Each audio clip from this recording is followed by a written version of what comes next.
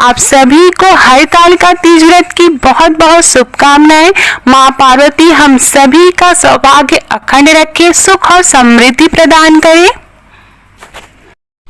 इस वीडियो में मैं आपसे शेयर करने जा रही हूँ हरतालिका तीज व्रत की पूजन विधि कि हम घर में हरतालिका तीज व्रत कैसे करेंगे। तो सबसे पहले पूर्व दिशा में हम इस तरह से एक चौकी रखेंगे, उसमें लाल रंग का कपड़ा बिछाएंगे। सबसे पहले गंगा जल से आचमनी करेंगे, उसके बाद जगह को शुद्ध करेंगे। उसके बाद हम फोटो स्थापित करेंगे। ये मंदिर की फोटो है तो इसे विसर्जित नहीं करूंगी। उसके बाद अगर आपको केले के पत्ते मिल सके तो चारों कोनों पे जरूर लगाएं।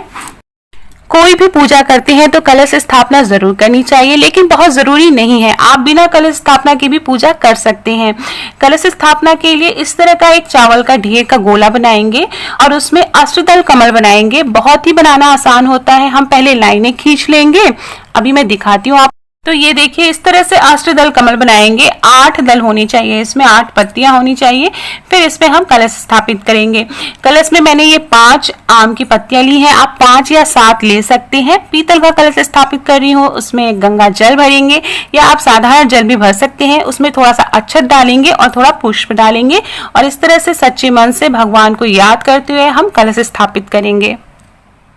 तो ये कलश स्थापित कर दिया है। इसके ऊपर दिया भी रखा जाता है, आप चाहे तो इसके ऊपर दिया रख सकते हैं।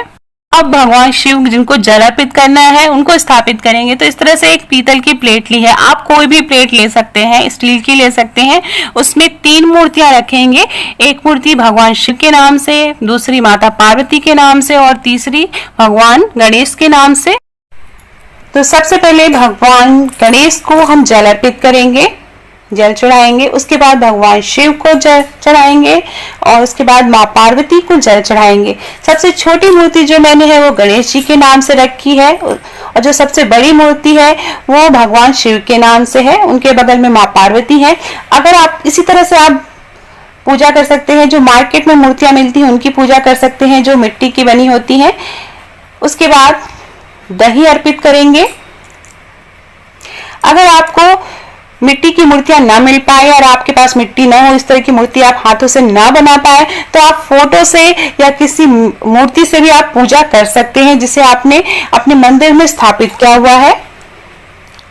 यही सारी चीजें थोड़ी थोड़ी आप फोटो के सामने अर्पित कर दें। उसके बाद शहद चढ़ाएंगे। शहद के बाद चीनी चढ़ाएंगे, घी अर्पित करेंगे।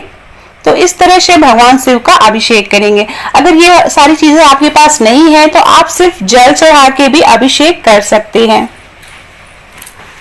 उसके बाद चीनी चढ़ाएंगे। तो गणेश भगवान जी की पूजा भी आप इसी तरह करते चलेंगे। अब कच्चा दूध चढ़ाएंगे, गणेश भगवान जी को चढ़ाएंगे, भगवान शिव को चढ़ाएंगे। माँ पार्वती का अभिषेक नहीं करना है तो सिर्फ उन्हें जल चढ़ाना है, बाकी चीजें माँ पार्वती को नहीं चढ़ानी है। फिर हम जल से फिर से भगवान को नहलाएंगे, जल अर्पित करेंगे। जल अर्पित करते समय ओम नमः शिवाय का जाप जरूर करना है। ओम नमः शिवाय, ओम महेश्वराय नमः, ओम हराय नमः का जाप करते रहना है। अब कुमकुम लगाएंगे। तो सबसे पहले जो कलश स्थापित किया था वहां पे कुमकुम लगाएंगे, सारी पत्तियों में लगाएंगे और 5 जगह कलश पे हम कुमकुम लगाएंगे और वहां पे स्वस्तिक का निशान बनाएंगे। कलश के ऊपर स्वस्तिक का निशान लगाएंगे जो कि बहुत ही शुभ माना गया है पूजा के लिए। फिर भगवान गणेश को कुमकुम अर्पित करेंगे। वैसे तो भगवान गणेश को सिंदूर अर्पित किया जाता है। माँ पार्वती को कुमकुम लगाएंगे, भगवान शिव को कुमकुम लगाएंगे। बहुत से लोग कुमकुम नहीं लगाते हैं, विभूति लगाते हैं। भगवान शिव को हल्दी नहीं चढ़ानी चाहिए, इस बात का ध्यान रखना है। तो इस तरह से हम पूजा करेंगे। आप नॉर्मल इस तरह से भी पूजा कर सकते हैं। भगवान शिव को विभूति अर्पित करेंगे। भगवान शिव को विभूति बहुत पसंद है तो इसलिए ये अर्पित करेंगे। अगर आपको कहीं से मिल पाए तो आप सिंदूर लगाएंगे। भगवान गणेश को सिंदूर लगाना है तो पूजा का जो सिंदूर आपने रखा है वो लगा सकते हैं या अपने सिंदूरा का सिंदूर लगा सकते हैं। अपना सिंदूरा जो शादी का सिंदूरा है वो पूजा में जरूर शामिल करें। माँ पार्वती को सिंदूर चढ़ाएंगे। 7 बार सिंदूर चढ़ाना है। पूजा के बाद हमें सुहाग लेना रहता है, तो सिंदूर अच्छे से चढ़ाइएगा ताकि जब आप सुहाग लें तो आपके माथे पे सिंदूर लग सके। फोटो की भी पूजा करते चलेंगे। माँ पार्वती को वहां पे भी सिंदूर लाएंगे। इस तरह से भगवान गणेश को दुर्वा अर्पित करेंगे, जिसे धूप भी बोलते हैं। जरूर चढ़ाना चाहिए भगवान गणेश जी को। तो जैसा कि मैंने बताया, अगर आप मिट्टी की मूर्तियां नहीं मिल पा रही हैं तो आप फोटो के सामने दुर्वा अर्पित कर सकते हैं। फूल चढ़ाएंगे। गणेश जी को लाल रंग का फूल चढ़ाना है। माँ पार्वती को आप हो सके तो लाल रंग का ही फूल चढ़ाएं। भगवान शिव को पीले रंग का या सफेद रंग का फूल अर्पित करें। जब भी आप घर में कोई पूजा करते हैं तो अपने घर के सभी सदस्यों को उस पूजा में शामिल करें, बच्चे बड़े, और अपने पति को जरूर पूजा में शामिल करें जिनके लिए आप व्रत रह रही हैं, उनकी लंबी आयु के लिए प्रार्थना कर रही हैं। भगवान शिव की फोटो पे माला चढ़ाएंगे। तो इस तरह से फूल फोटो के सामने भी अर्पित करेंगे, अष्टदल कमल में फूल अर्पित करेंगे। उसके बाद अभी भगवान शिव को बेलपत्र चढ़ाना बहुत ही जरूरी होता है, तो बेलपत्र चढ़ाएंगे। तो बेलपत्र चढ़ाने के लिए मैं संख्या बता रही हूँ, 5, 7, 11, 21, इस तरह से संख्या में बेलपत्र चढ़ानी चाहिए। एक बेलपत्र की पत्री हम सबसे पहले भगवान गणेश को अर्पित करेंगे। उसके बाद भगवान शिव को मैंने 5 बेलपत्र चढ़ाए हैं, जैसा कि मैंने बताया 5, 7, 11, 21 चढ़ाएंगे। बेलपत्र की 3-3 पत्तियां चढ़ानी है और वो कहीं से भी कटी नहीं होनी चाहिए, तो इस बात का ध्यान रखना है। आप बेलपत्र की पत्तियां छांट ले पहले से। पूजा की तैयारी में काफी टाइम लगता है, पूजा बहुत आसानी से हो जाती है। अगर आपको बेलपत्र नहीं मिल पा रहा है, जैसे आप फ्लैट में रहते हैं या ऐसी जगह रहते हैं जहां से बेलपत्र नहीं मिल पा रहा है, लॉकडाउन चल रहा है, तो आप परेशान ना हो। आप बेलपत्र नहीं चढ़ाएंगे, सच्चे मन से भी पूजा करेंगे तो मन में बेलपत्र चढ़ा दीजिए। समी के पत्ते अगर मिल पाए तो आप चढ़ाएं। भगवान शिव को समी के पत्ते बहुत पसंद है, तो समी के पत्ते आप जरूर चढ़ाएं अगर आपके आसपास कहीं से मिल पाए। उसके बाद भगवान को वस्त्र चढ़ाएंगे। वस्त्र में आप कुछ भी ले सकते हैं। माता के लिए आप साड़ी चढ़ा सकते हैं, भगवान शिव को अंगोछा चढ़ा सकते हैं। इस तरह के लाल रंग का वस्त्र लिया है मैंने और उसको मैंने फोटो को इस तरह से चढ़ा दिया है। तो ओम नमः शिवाय। अब माँ पार्वती को श्रृंगार का सामान चढ़ाएंगे। तो इस तरह से अगर आपने थाली में सजा के रखा है श्रृंगार का सामान, तो उसको इस तरह से छुआ दें, या श्रृंगार का सामान माँ पार्वती को चढ़ा दें, छुआ के रख दें बगल में। तो जो भी श्रृंगार का सामान आप सारी चीजें चढ़ा दीजिए। जैसे मेहंदी हो गया, चूड़ी, बिंदी, सिंदूर, कंघी, सीसा और आजकल पाउडर, क्रीम सब चढ़ाते हैं भगवान को, तो आप वो चढ़ा सकते हैं। बाद में ये सामान किसी सुहागिन महिला को आप दान दे दीजिए। तो जो भी साड़ी या श्रृंगार का सामान आपने चढ़ाया है, आप प्रसाद के रूप में भी अपने पास जरूर रखिए। जैसे बिंदी हो गया, चूड़ी कुछ पहन ली पूजा के बाद, पारण करने के बाद। उसके बाद जो भी सामान बचेगा वो आप किसी सुहागिन महिला को दे सकते हैं, किसी पंडित जी की वाइफ पंडिताइन को दे सकते हैं, ननद को दे सकते हैं। तो आप किसी सुहागिन महिला को इसको दे सकते हैं। अब हम दीपक जलाएंगे। आप घी का दीपक जला सकते हैं या तिल के तेल का दीपक जला सकते हैं। बहुत से लोग पूजा शुरू करने से पहले ही दीपक जला देते हैं, तो ये अपने घर की मान्यताएं हैं, आप उसको फॉलो करिए। तो इस तरह से हम दीपक जलाएंगे, धूप बत्ती जलाएंगे और दीपक जलाने के बाद ही हमें कथा सुननी है।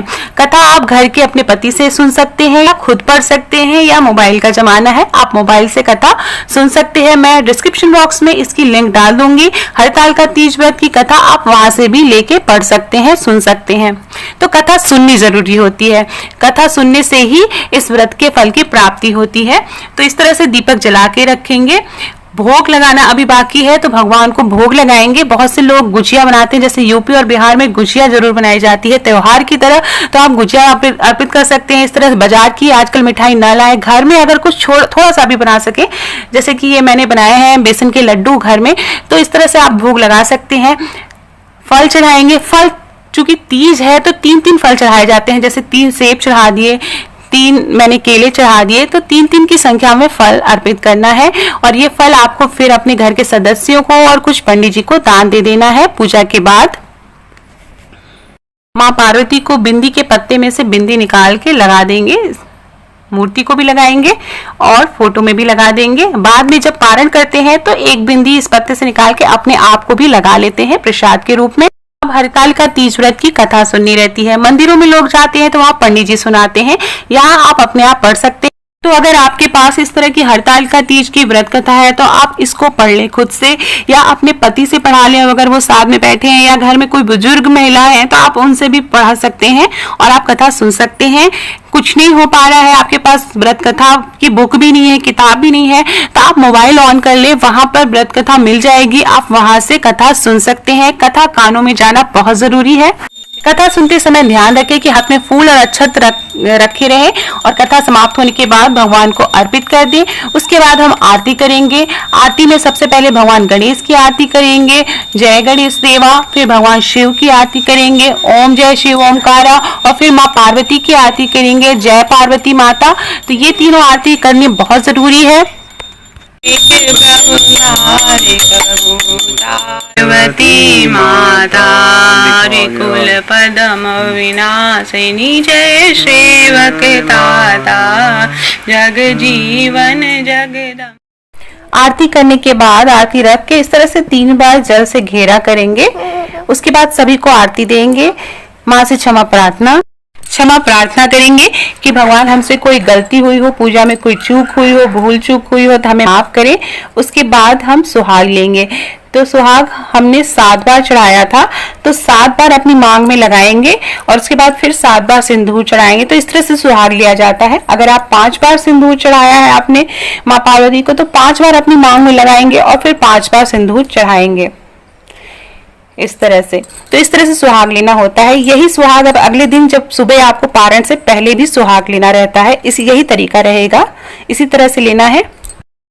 फिर उसके बाद हाथ जोड़कर सच्चे मन से माँ से प्रार्थना करेंगे कि माँ हम सभी का सौभाग्य अखंड रखे, सभी के पति की लंबी आयु हो, सभी की सुख समृद्धि बनी रहे, बच्चे और परिवार सुखी रहे। इसके लिए माँ से प्रार्थना करेंगे।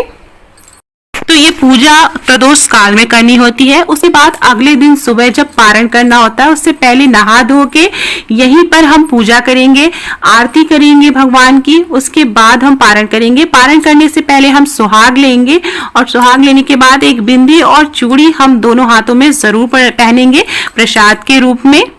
तो ये थी हरतालिका तीज व्रत की संपूर्ण पूजा विधि। बहुत बहुत धन्यवाद ये वीडियो देखने के